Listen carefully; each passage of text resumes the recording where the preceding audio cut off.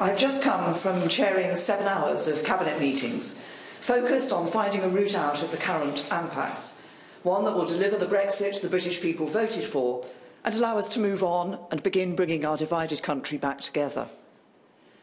I know there are some who are so fed up with delay and endless arguments that they would like to leave with no deal next week. I've always been clear that we could make a success of no deal in the long term, but leaving with a deal is the best solution. So we will need a further extension of Article 50, one that is as short as possible and which ends when we pass a deal.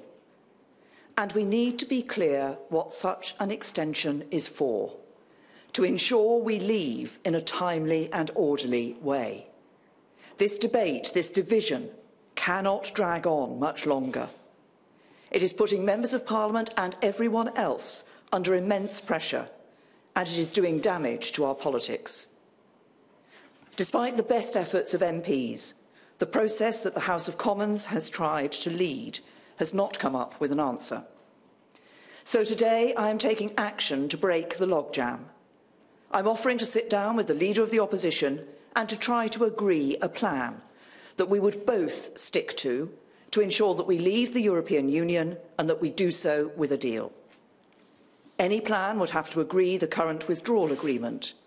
It has already been negotiated with the 27 other members, and the EU has repeatedly said that it cannot and will not be reopened.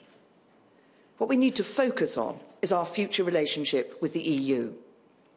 The ideal outcome of this process would be to agree an approach on a future relationship that delivers on the result of the referendum, that both the Leader of the Opposition and I could put to the House for approval, and which I could then take to next week's European Council. However, if we cannot agree on a single unified approach, then we would instead agree a number of options for the future relationship that we could put to the House in a series of votes to determine which course to pursue. Crucially, the government stands ready to abide by the decision of the House. But to make this process work, the opposition would need to agree to this too. The government would then bring forward the withdrawal agreement bill. We would want to agree a timetable for this bill to ensure it is passed before the 22nd of May, so that the United Kingdom need not take part in European parliamentary elections. This is a difficult time for everyone. Passions are running high on all sides of the argument. But we can and must find the compromises that will deliver what the British people voted for.